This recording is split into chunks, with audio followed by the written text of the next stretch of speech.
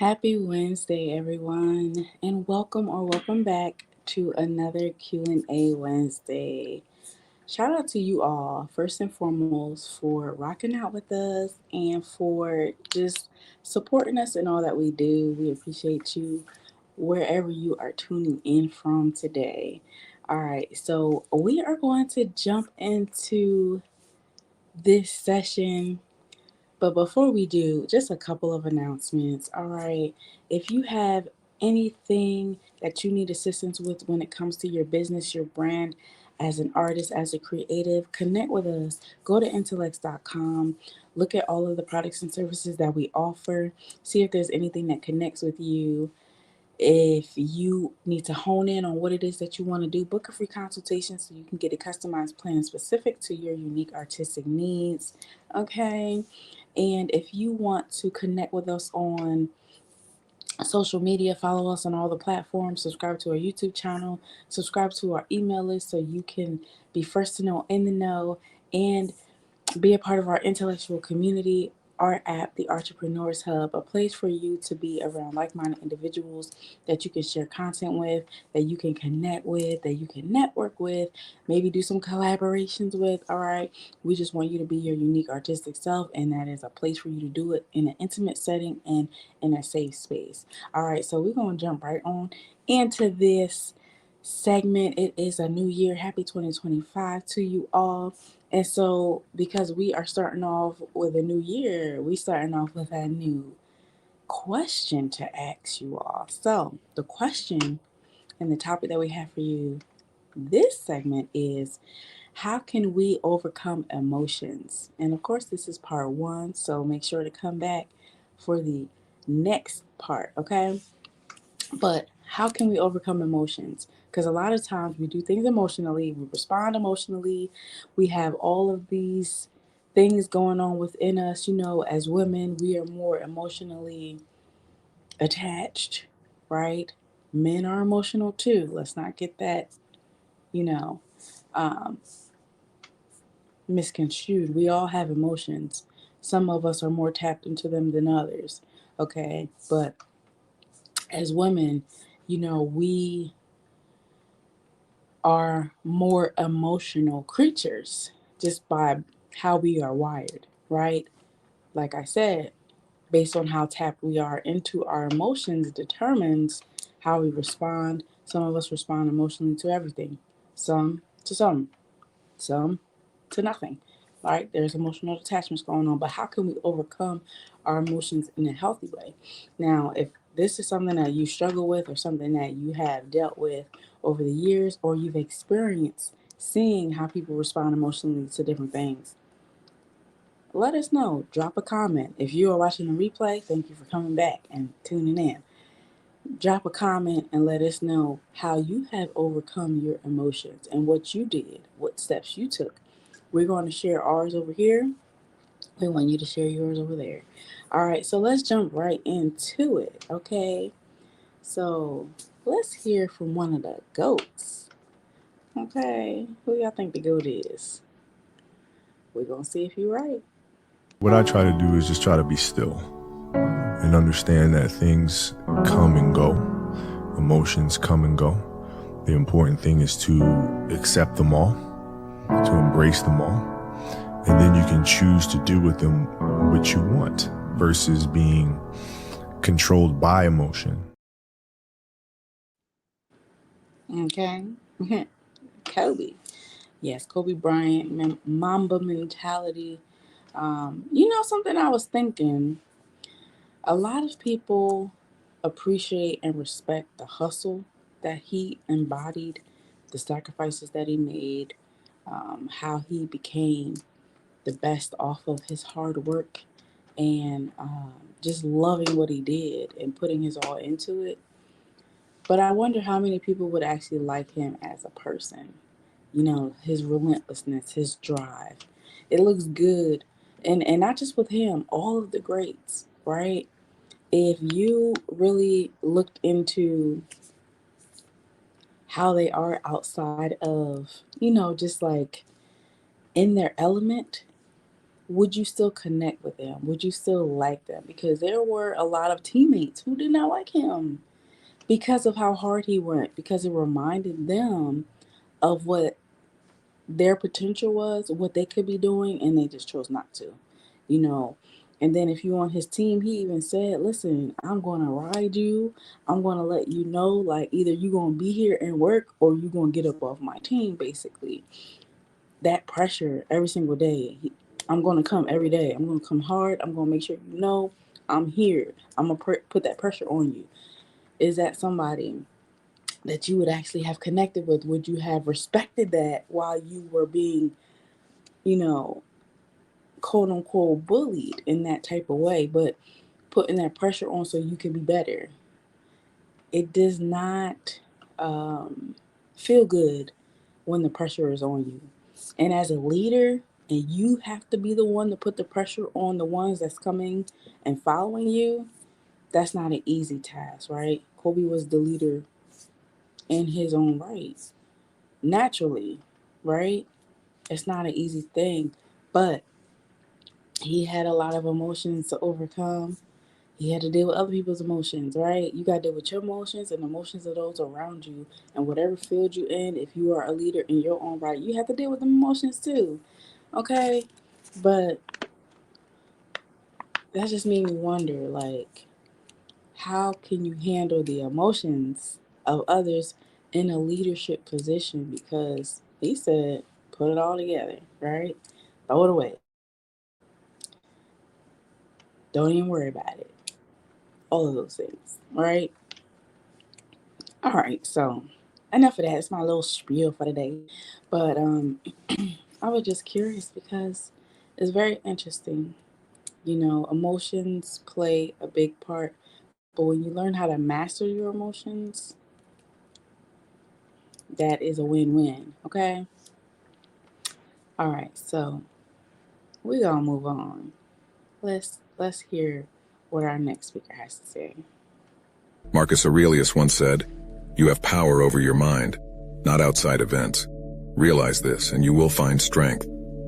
In a world where emotions can feel like turbulent waves, how do we find our anchor? Join us as we explore 7 Stoic lessons that hold the key to mastering your emotions and navigating life's storms with unwavering resolve. Before we begin, I would appreciate if you liked the video so that you can help me to continue spreading the Stoic philosophy. If you are not subscribed, I recommend you to subscribe and activate the bell so you don't miss any video. Lesson number 1. Understand what's in your control. Have you ever found yourself caught in a storm? Not the kind with rain and thunder, but the storms of life. Unexpected events, disappointments, or sudden changes. The Stoics, philosophers from ancient Greece and Rome, have a lesson that feels like an anchor in these storms. The dichotomy of control. Picture this, you're planning an outdoor event, and despite all your preparations, it rains. Now you can't control the weather, no matter how much you'd like to. But your reaction to the rain, that's entirely up to you. You could lament, get frustrated, or you could adapt. Maybe move the event indoors or see the rain as a refreshing change. Epictetus, a Stoic philosopher who was born a slave and rose to become one of the most influential thinkers of his time, put it succinctly. Some things are in our control and others not. It sounds simple, right? But in this simplicity lies a profound wisdom that has the power to transform our lives. Every day we're faced with a myriad of situations. Some we can influence, like our daily routines, the books we read, or the company we keep. But many are beyond our grasp: global events, the actions of others, the passage of time, and yes, the weather. Now here's where it gets interesting. The Stoics believed that our well-being doesn't depend on external events, but on how we interpret and respond to them. It's not the event itself, but our judgment about the event that causes our emotions. Think back to a time you faced a setback. Maybe you didn't get that job you wanted. At the moment it felt like a disaster, but with time, perhaps you realized it was a blessing in disguise, leading you to a better opportunity or personal growth. But how do we put this into practice? Start by asking yourself, is this something I have control over? If the answer is yes, take action.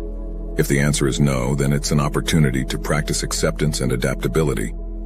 By truly understanding and internalizing this principle, we can free ourselves from unnecessary anguish. We can navigate life with a sense of calm, knowing that while we can't control the winds, we can adjust our sails. In a world that often feels chaotic, the dichotomy of control is a beacon of clarity. It reminds us to focus our energy where it matters most and to embrace the serenity in knowing that some things are simply beyond our grasp. Lesson number 2. Reflect before reacting. In today's digital age, where immediacy is often celebrated, the art of reflection can seem like a relic of the past. Yet it's this very act of pausing and pondering that can be our saving grace in a world that demands rapid responses. Consider the countless times we're faced with decisions both big and small. From choosing a meal at a restaurant to deciding on a career path, the spectrum of choices is vast. But it's not just the magnitude of these decisions that matters, it's the manner in which we approach them. Let's delve into a common scenario, reading a message that strikes a nerve. Maybe it's a colleague questioning your work or a friend making an offhand comment. The gut reaction might be defensiveness or anger. But what if, instead of diving headfirst into that emotional whirlpool, you took a step back? By allowing yourself that momentary detachment, you're not suppressing your emotions. You're giving them a space to breathe, to be understood. This practice of reflection is not about passive acceptance or avoidance. It's about active engagement with our thoughts and feelings. It's about asking probing questions. Why did this comment affect me so deeply? What underlying beliefs or past experiences are influencing my current emotions? Is my immediate reaction based on the present situation or past baggage? Moreover, reflection before reaction is a tool that fosters empathy. By giving ourselves time, we also allow ourselves to consider the perspectives of others. Maybe that colleague had a stressful day, or that friend didn't realize the weight of their words. By reflecting, we open the door to understanding, not just for ourselves, but for those around us. In relationships, this practice can be a cornerstone. How many misunderstandings could be avoided if we took the time to reflect before reacting? How many bridges could be built instead of burned? It's in these reflective moments that we find clarity, compassion, and connection. Furthermore, in professional settings, the ability to pause and ponder is invaluable. Leaders who reflect before making decisions are often more respected and effective. They're seen as thoughtful, measured, and wise. Their decisions, born from reflection, often stand the test of time. In a world that often feels like it's moving at breakneck speed, the act of reflection becomes a form of rebellion, a quiet yet powerful statement that we won't be swept away by the currents of immediacy. It's a commitment to ourselves, to our well-being, and to the quality of our interactions with the world. In essence, to reflect before reacting is more than just a practice. It's a philosophy, a way of life that champions depth over breadth, understanding over impulsivity, and meaningful connections over fleeting interactions. It's a journey inward that has profound outward implications, shaping not just our responses, but the very fabric of our lives. Lesson number 3, practice dispassion. In a world that often feels like an emotional roller coaster, the idea of practicing dispassion might seem out of place. But let's delve. Y'all all right? Okay, I had to check in on y'all just to make sure y'all good. I know it's a lot of meat going on in here, okay? I'm gonna give y'all a chance to kind of digest a little bit. So far, we got to 2 and started working our way into 3, okay? The first one, understand what's in your control. 2, reflect before reacting. And 3, practice dispassion. All right, y'all good? Welcome for those that just tuned in. We are talking about how we can overcome our emotions. All right, if you have any tips on what helped you or what is helping you, make sure to drop it in those comments. All right, we're going to jump right back into it so that we can learn how we can practice dispassion. All right, let's get into it. Let's delve deeper into what it truly means and the transformative power it holds. Dispassion isn't about suppressing emotions or becoming indifferent to the world around us. It's about cultivating a balanced perspective, a calm amidst the storm.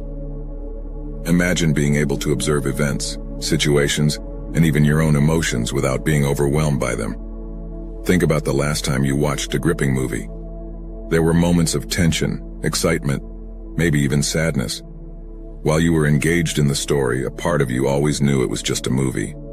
You didn't rush to help the hero or console the crying character. You observed, you felt, but you remained in your seat. This is the essence of practicing dispassion, being deeply engaged with life, feeling its many emotions, but also knowing when to remain seated in the theater of your mind, observing without getting lost in the drama. This approach becomes a lifeline in our modern age of information overload. Every day, we're bombarded with news, updates, and notifications. Reacting passionately to every piece of information would leave us perpetually exhausted. Dispassion offers a buffer, a way to engage with the world in a more sustainable, balanced manner. Dispassion also plays a pivotal role in interpersonal relationships. We've all been in situations where conversations get heated, where disagreements arise.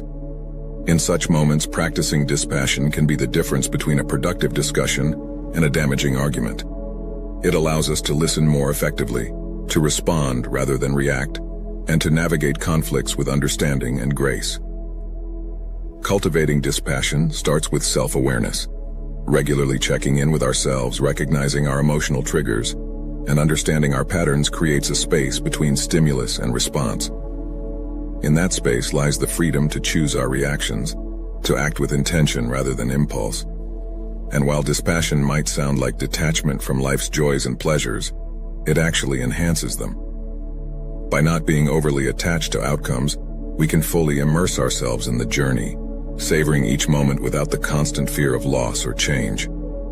Practicing dispassion is about finding equilibrium in an ever-changing world. It's a compass that points to inner peace, guiding us through life's varied terrains with grace.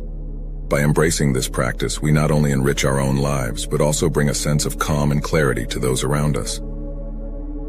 Lesson number 4. Y'all thought y'all was getting lesson number 4 today. Going to have to come back next time to see what the next lesson is, okay? Yes, because we got a lot of stuff to unpack with just the 3 that was discussed in here, okay? And these are seven stoic lessons, okay? So, the first one, like I said, was understand what's in your control. So you can't control the wind, but you can control how you can adjust your sails, right? There's certain things that's out of your control, and then there's other things that's in your control.